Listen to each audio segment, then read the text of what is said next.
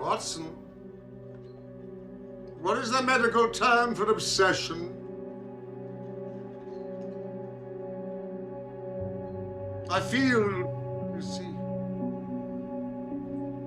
that I must lay to rest a ghost which has haunted me for some time.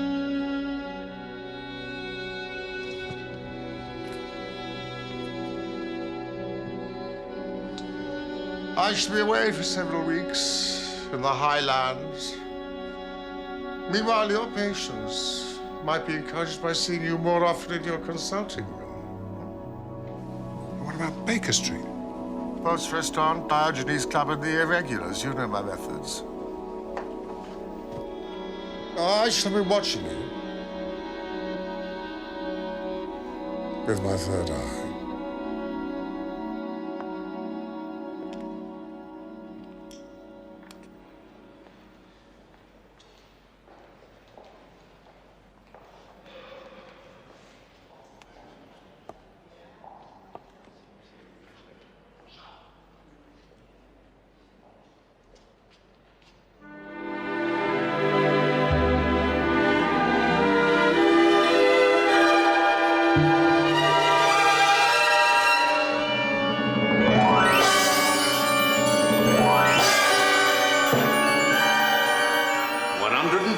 Sir. Bigger than the Oak Diamond. Bigger even than the Koh-i-Noor. No wonder the Froggies are anxious to get it back. Closing in 10 minutes, sir. Hello!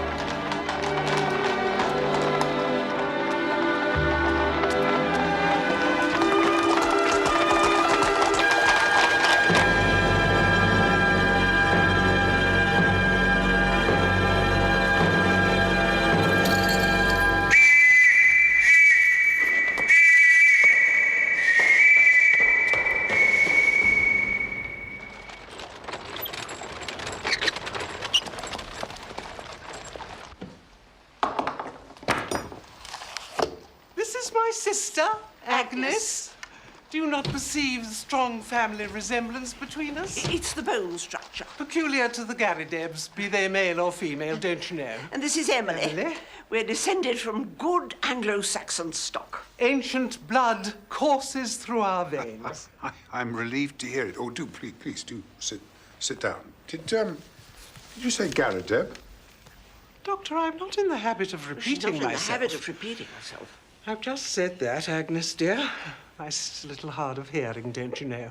One of my university lecturers was called Garrideb. He remembers you, Dr. Watson. You're related? He is our brother, Nathan, and the only reason for our presence here today. He's ill? Not in ordinary. No. Well, are either of you ladies ill? Not in ordinary. Thought. My sister and I have followed a strict regime of clean, healthy living since we were young girls. My father wouldn't allow it. And we insist that all our gentlemen do the same. Your gentlemen? Our gentlemen tenants, Dr. Watson. Oh, I see. You rent rooms? Not to anybody, you understand? My sister and I are most particular about who we have under our roof. Isn't that so, Emily? I don't quite follow. If no one is ill, why have you come to see me? I'd have thought that was obvious, Doctor. We have a case for Mr. Sherlock Holmes.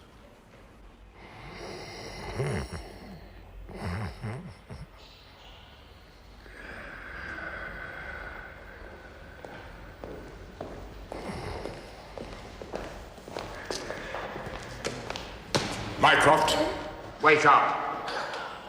Gentlemen? Oh, we don't often see you here at the Diogenes. Have you spoken to your brother as requested? Alas, no. Well, I don't need to remind you from whence the request came. It is the Prime Minister's personal wish that your brother should employ his detective skills, find the Mazarin diamond, and return it to Whitehall without delay. I'm rather afraid Sherlock's unavailable at the present time. Unavailable? Inconvenient, I know, but he's engaged on another case up in the Highlands. Doesn't expect to be back for about a week. Not good enough, Mycroft. You really must try and keep your brother on a shorter leash. Do you know the history of the Mazarin diamond? Yes, of course I do. It was named after Cardinal Jules Mazarin, a chief minister during the reign of Louis XIV. It belongs now to Her Majesty the Queen. Yes, but it is soon to be returned to France, where it belongs, as a goodwill gesture on the part of the British people. And I think you'll agree that such a gesture can only help to cement the relationship between our two countries. To go back on our word now could spell diplomatic disaster. The Prime Minister has asked that your brother investigates this case, and Mr. Holmes has never, ever let him down. My dear Horatio, if Sherlock were here, I'm sure he'd be more than delighted to assist. At least I think he would. But he's not here, you see, so he can't. But I could. Illuminate him.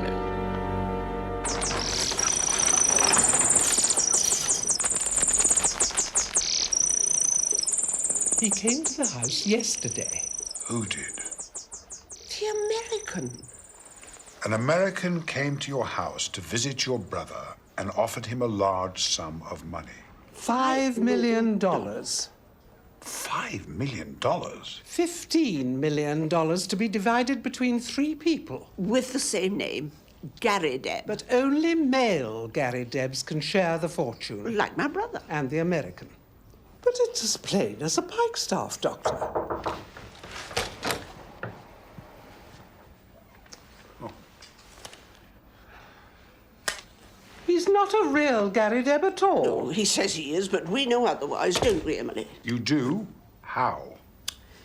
Bone structure. He simply doesn't have it. No. Of course. Bone structure. Whoever he is, the man's an absolute cat. Mycroft, think of the country. Imagine if the Mazarin diamond was never found. Or turns up again in a variety of different shapes. Now, ladies, if you'll excuse me, there are patients waiting to be seen. Here is our card, Doctor. You will speak on our behalf, won't you, Doctor? Please. I'll do what I can. $5 million. Thank you for listening, Doctor. Come along, Agnes. He's not as intelligent as I thought he'd be. The name Garadeb will almost certainly mean nothing to you, but I feel I should relay the particulars of a most extraordinary tale.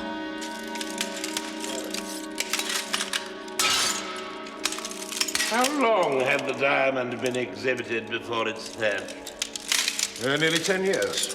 Inside the same glass case? Yes, as far as we know. Has this lock ever been changed? The whole gate would have to be replaced, Mr. Holmes. Nothing was left to chance. Inspector, whoever took the diamond was able to walk in here without any apparent difficulty. Since there are no marks or scratches on the lock to suggest it was forced, we may safely conclude the thief had a key.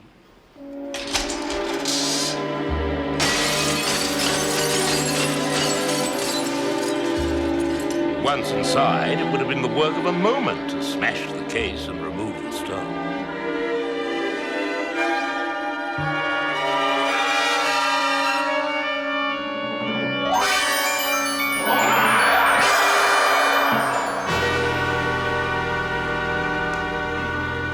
I gather you were unconscious at the time of the theft, is that correct? Oh, that's right, sir. So?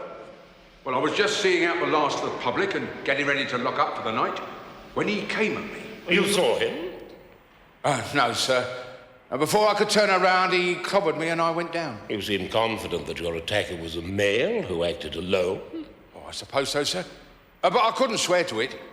As far as I knew, the Count had gone and the museum was empty.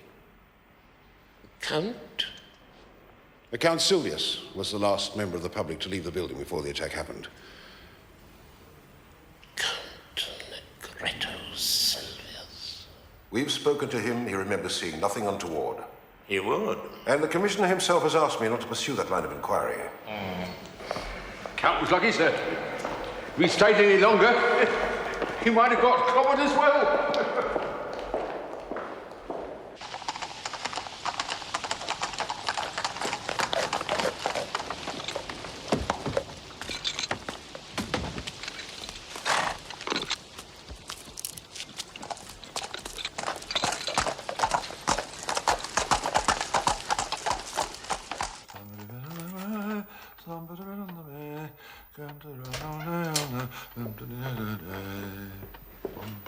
Here he is, Nathan.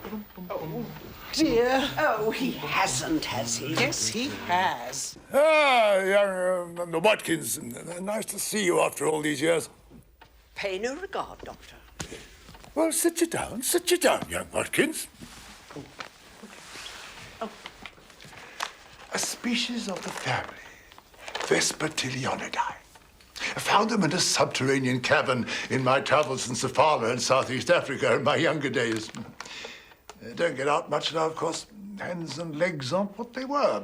Nathan, Dr. Watson is acting for Mr. Sherlock Holmes. He's come to talk about the other Mr. Garrideb, not your hands and legs. Ah, here it is. Tell him what the American told us. Our visitor started by explaining that anyone from Kansas in the United States of America would recognize the name Alexander Hamilton Garrideb. He had no kith nor kin, but he took a kind of pride in the queerness of the name, and that's what brought us together. One day I had a visit from the old man. He was tickled to death to find someone else with the same name and dead set on finding out if there were any other Garridebs in the world. So he asked me to find him another. I said I was a busy man and couldn't spend my life hiking around the world in search of other Garridebs. But when he died, about a year later, he left behind the queerest will ever filed in the state of Kansas. His property was divided into 3 parts, of which I was to have 1, on condition that I found 2 Garridebs who would share the remainder. $5 million each, if it's a cent. But we can't lay a finger on it until we all 3 stand in a row.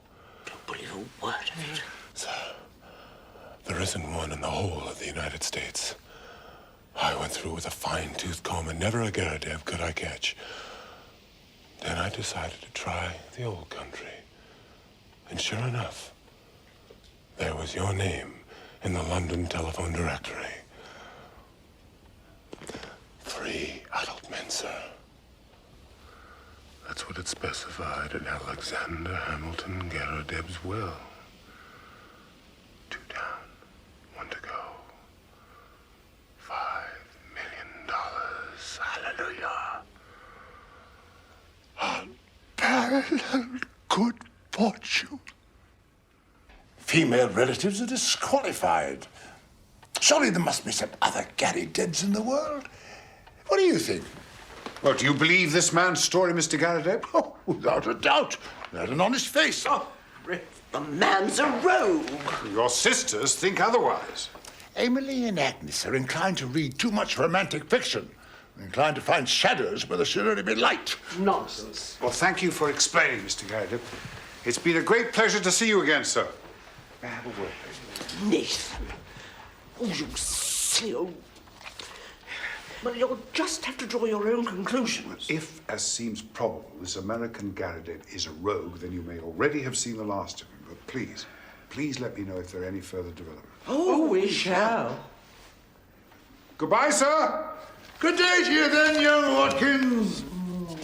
Poppycock and baldy ass. Just think what I could do with $5 million. I've got the nucleus of a national collection. I shall be the Hans Sloane of my age. Oh,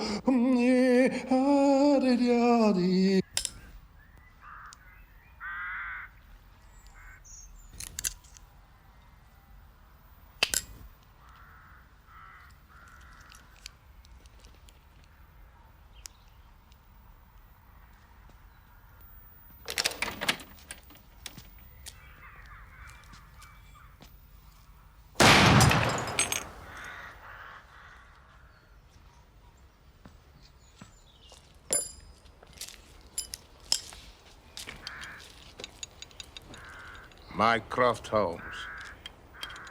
Well, well. First the police, and now you. You come to find where I am hiding the Mazarin store? I didn't expect a confession, Count. Then you won't be disappointed. Please, if you wish. Be careful. It's a hair trigger.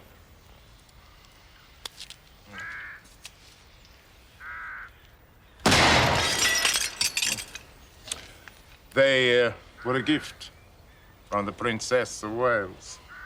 Such balance, such workmanship. A beautiful thing fits strangely in the wrong hand. Yeah, she is extraordinarily beautiful. She? Diamond. Oh. I must say I'm surprised no one has been tempted to steal her away from Whitehall before. I'm sure the temptation was there, Count. All that was lacking was audacity and opportunity. Ah, audacity and opportunity. And motive. Avariciousness and greed are motives, Count. I'm sure you're familiar with them. The police are satisfied that I was away from the building when the theft occurred. Okay, Sarah.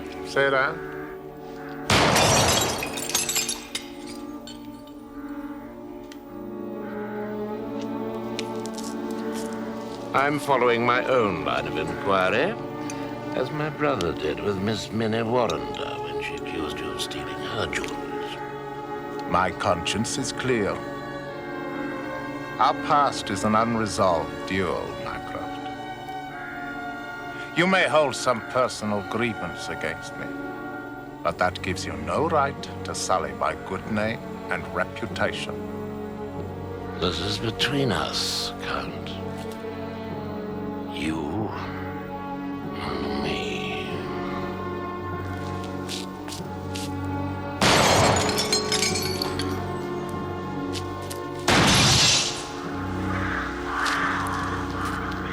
Oh, do forgive me.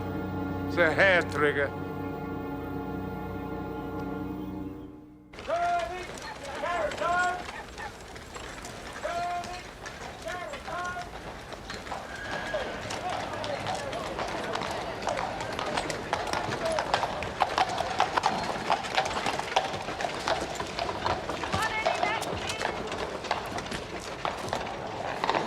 Should have waked up.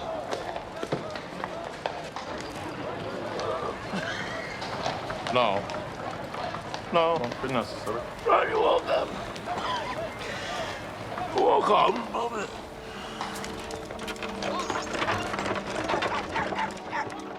My dear Holmes, I agree that $5 million is an impossibly generous offer.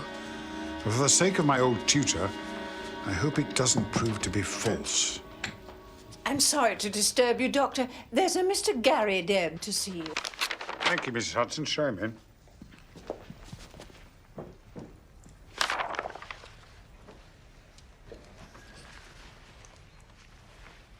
Forgive me, I was expecting someone else.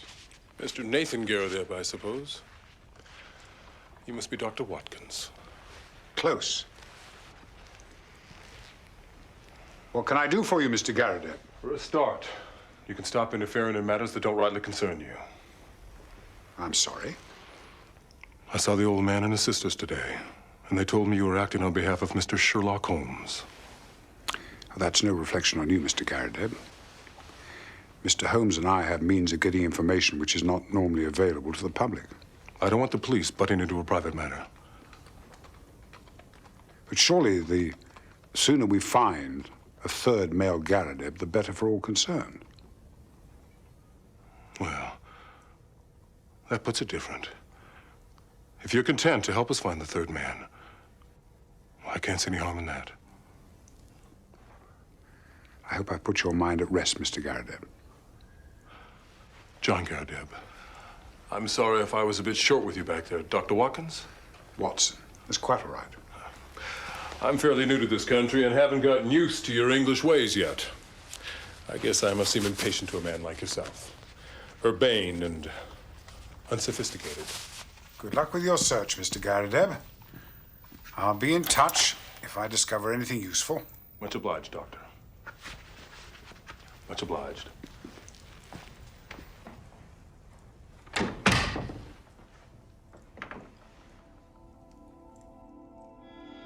John Garrideb has an English coat, frayed at the elbow and trousers, bagged at the knees with at least a year's wear.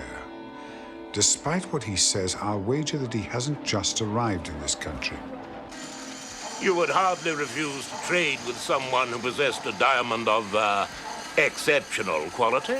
That depends, Mr. Mycroft. Oh? On what? The provenance of the diamond, of course. Oh. Its legality. Even if it were brought to you by a respectable member of society? Her Majesty could offer me the crown jewels, and I'd still refuse to do business with her. Mm-hmm. Strange to think that pieces of crystallized carbon could be the cause of such great human happiness and tragedy.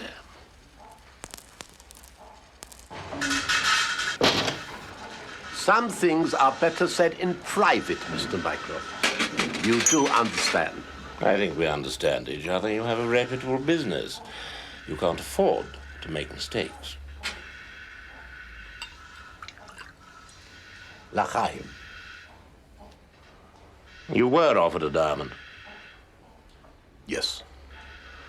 I was interested, of course. He was willing to pay a lot of money. Who was? Tell me. The Count. And his name? Count Silvius.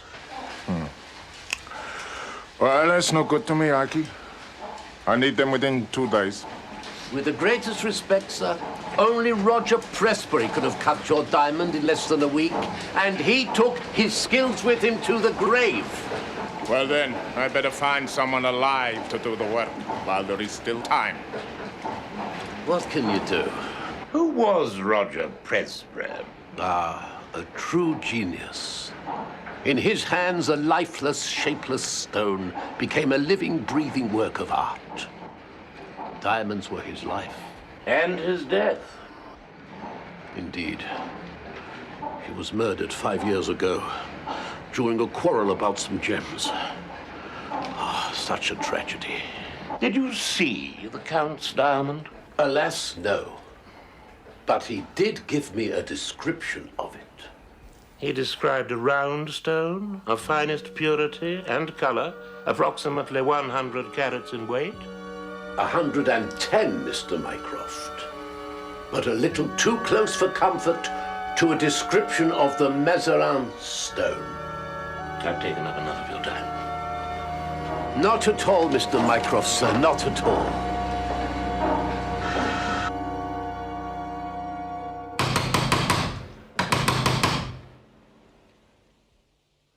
Ladies! Ladies, I've got news! Ladies, tell your brother I've got good news. Your antipathy for the Count is well known. Unlike your reasons, he brings the higher echelons of our society into disrepute. In your opinion. I suppose you realize that the Count is among the guests at a levee at St. James's Palace tomorrow morning. He should be serving a prison sentence. And the Prince and Princess of Wales are unlikely to entertain suspected criminals, are they? Drive on, George.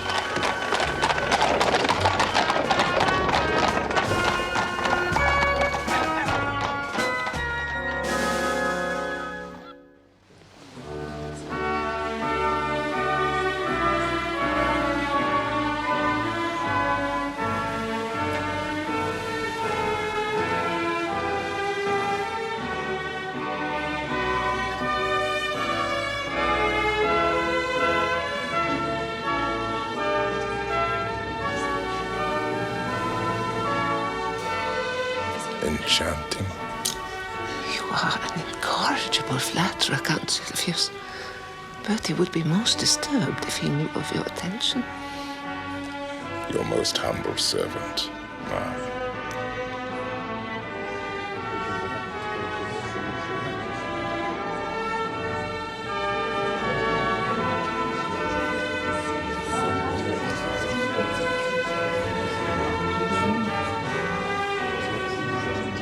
A beautiful thing fits strangely in the wrong hand.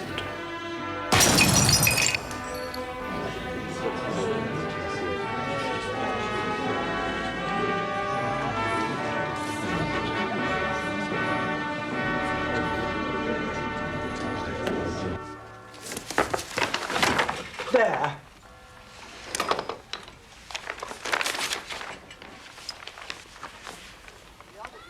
Howard Garrideb, constructor of agricultural machinery. Binders, reapers, steam and hand plows, drills, harrows, farmers' carts, buckboards, all other appliances.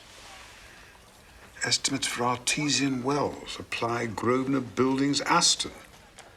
John, Nathan, and now Howard. The third Garrideb. Read the advertisement again, Doctor. Look at the spelling. Howard Garrideb, constructor of agricultural machinery, binders, reapers, steam and hand plows. And how do you spell plows? P-L-O-W-S. Oh, that's American spelling. Well, it could be a printer's error. Buckboards. Artesian wells in Birmingham. So, you're implying that this advertisement has been written by an American, John Garrideb. And this Howard Garrideb simply doesn't exist. And yet he has asked Nathan to meet him in his office alone tomorrow night in Birmingham. Now, something is wrong, Doctor. Terribly wrong.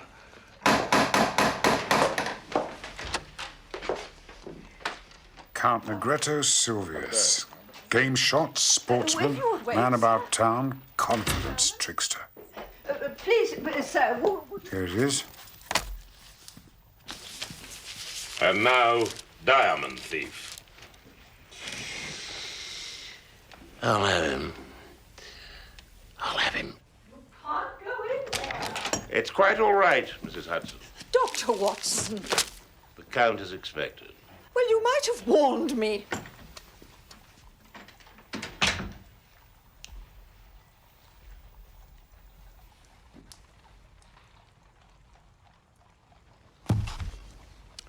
I want to talk to this man in private. Stay where you are, Watson.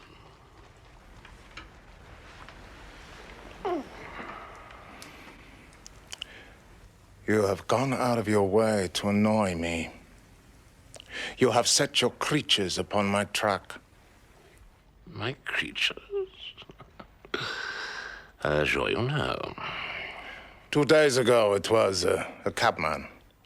Today, some booming old fool at the palace. You give my little impersonations too much praise. So, you admit that you have dogged me. Why? I want the Mazarin stone. You've come here to find out how much I know and how far my removal is absolutely essential. Well, I know everything except one thing which you are now about to tell me. Where is the Mazarin stone? Well, how the devil should I be able to tell you where she is? Do you know what's kept in this notebook, Count? You are all here, every action of your vile and dangerous life. You know you will make nothing of that. Here is the robbery on the Train de Luxe to the Riviera. And here, in the same year, Count, is the forged check to the Crédit Lyonnais. No, you are wrong there. Then I'm right on the others. Now, Count, you are a card player. When the other fellow has all the trumps, it saves time to put down one's hand. What has all this to do with the Mazarin stone? I have the cabby who took you to Whitehall and brought you away again.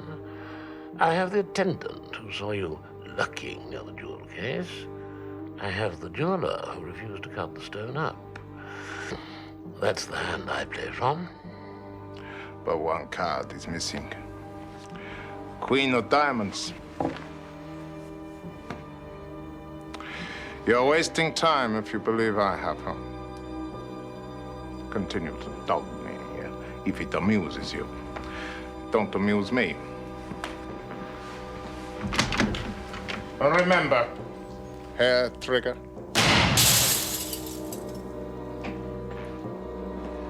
How can he hope to dispose of it?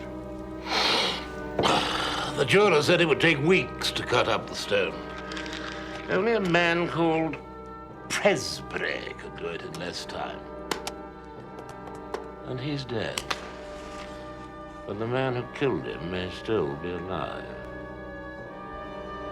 What does he mean by hair trigger?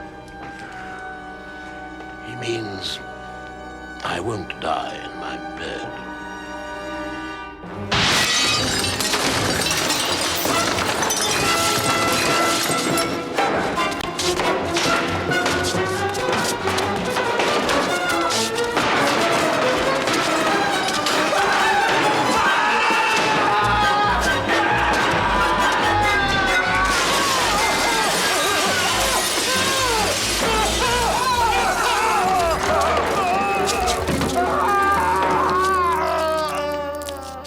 These are post-mortem photographs of Roger Presbury. Rather unpleasant, I'm afraid. You must be used to such sights, Doctor. Oh, yes, indeed. And what can you tell us of his murderer, Inspector? A man called Winter. I've got his photograph here in our rogues gallery somewhere.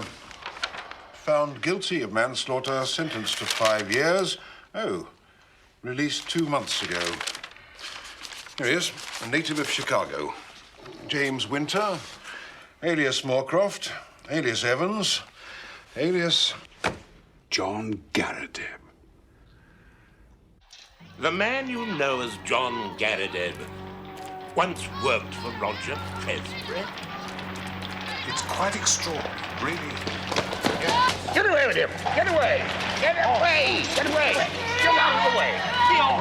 Be off! Officer! My dear Watson, Presbury dead 5 years. Identify Garrideb's lodger, Holmes.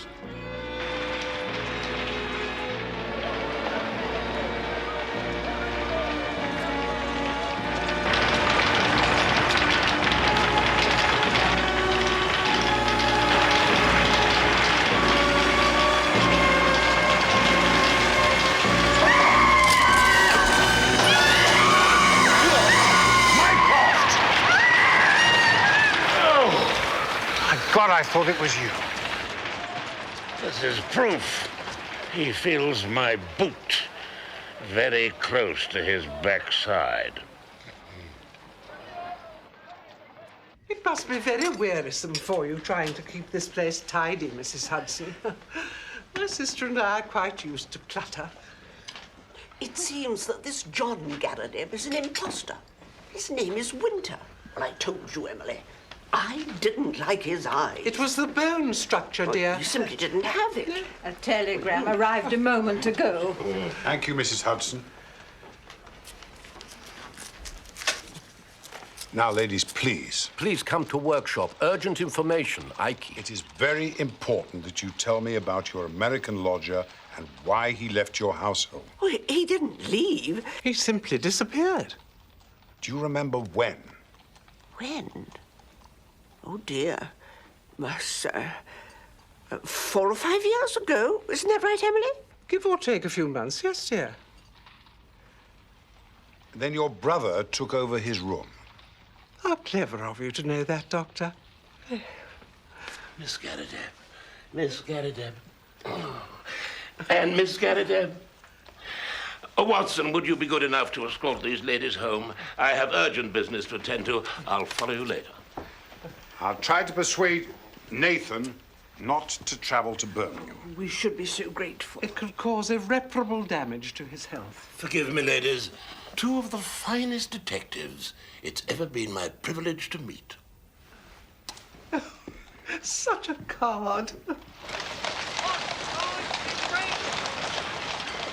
I really am very sorry. What's done is done, Mr. Mycroft.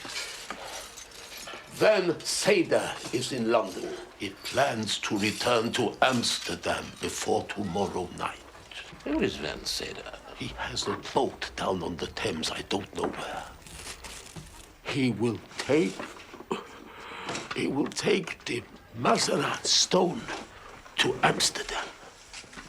You're sure the stone hasn't been cut? Ah, well, you see, it can be cleaved, split down the grain with a single blow. Would Presby's assistant have the necessary skill to cleave a large diamond? He may convince others that he has, but not me.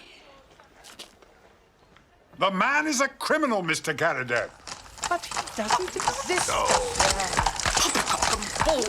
He doesn't exist. Trying to tell you that, haven't we? Nonsense! You're jealous because I'm about to inherit $5 million. I have no right to insist, but it's my professional advice, Mr. Garrideb, that you should not travel to Birmingham. Out of my way, young Watkins, unless you wish to be trampled underfoot. When I return tomorrow, I shall be a wealthy man. Euston!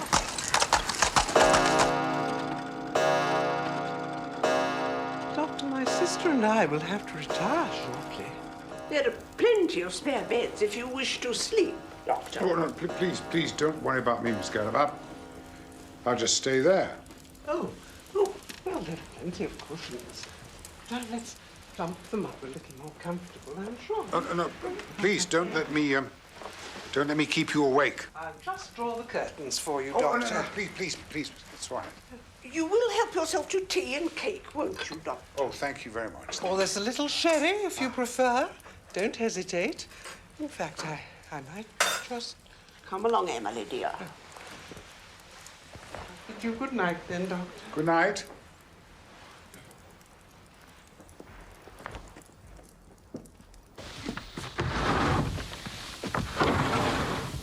Oh. All clear, is it? Yes. Splendid. Oh.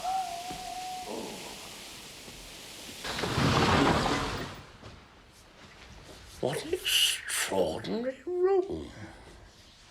I'm afraid Mr. Garrideb is on his way to Birmingham. Oh, that's excellent.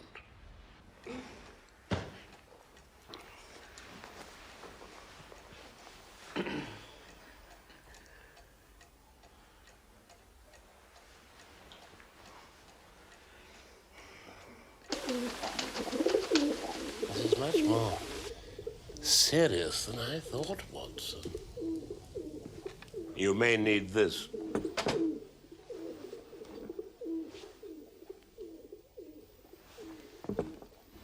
Douse the candles, Watson.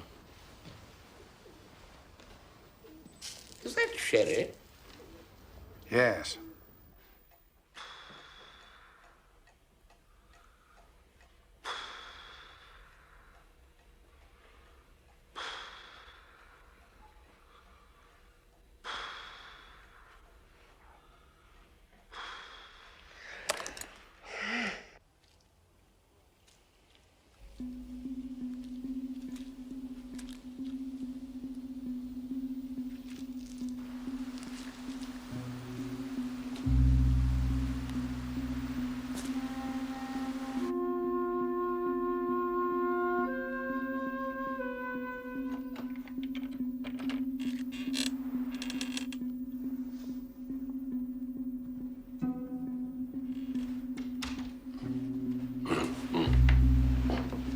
Not bad, this sherry.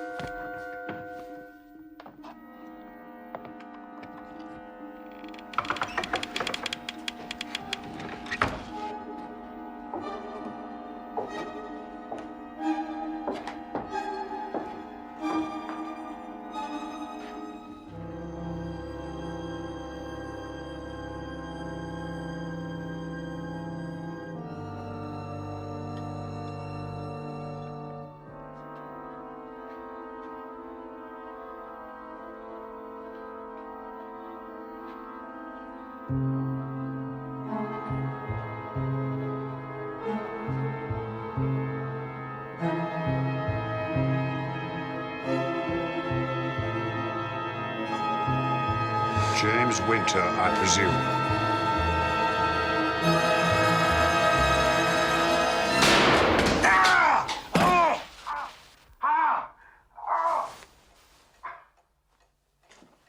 Watson! Are you all right? I saw the gun in his hand. I didn't... You got the wrong man. I think not, Mr. Winter. It was Presbury's idea. Presbury's dead. When he was alive, sir. You've got to believe me. He went to the museum every week for 3 years. All the while figuring out a way to steal the Mazarin stone and hack it up. Making the duplicate key was easy. Before he had a chance to use it, he died. He was murdered for that key. Not by me, sir. I'm sorry, Doctor.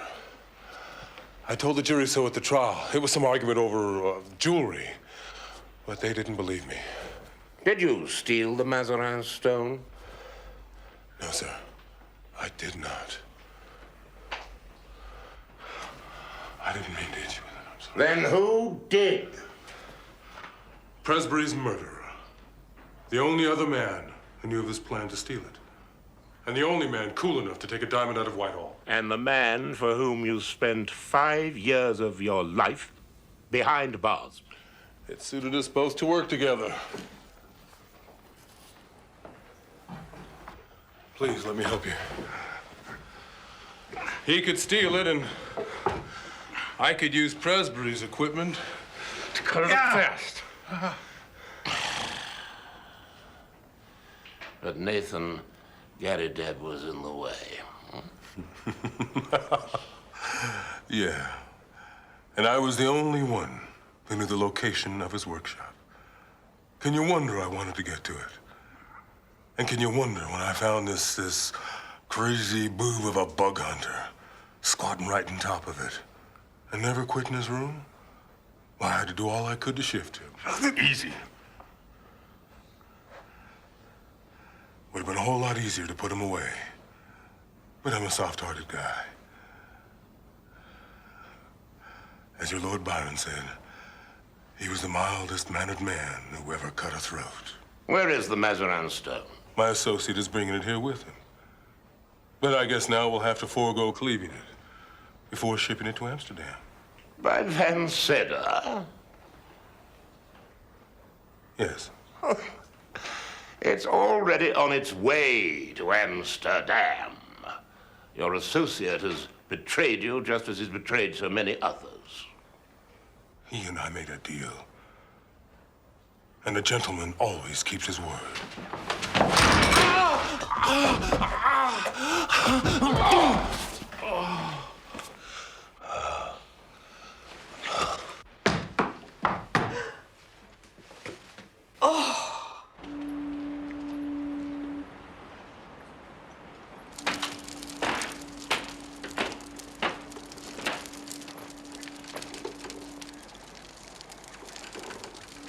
Mocha.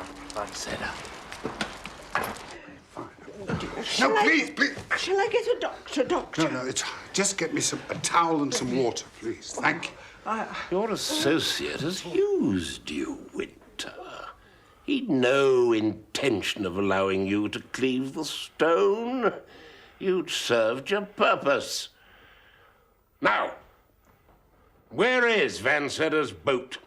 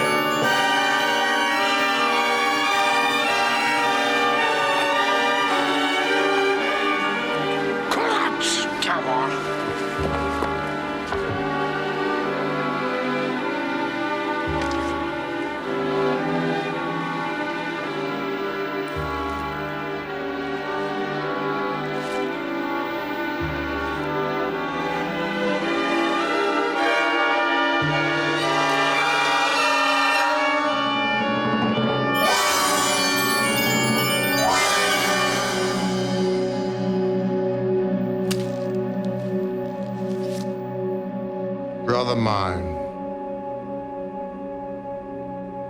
Bravo.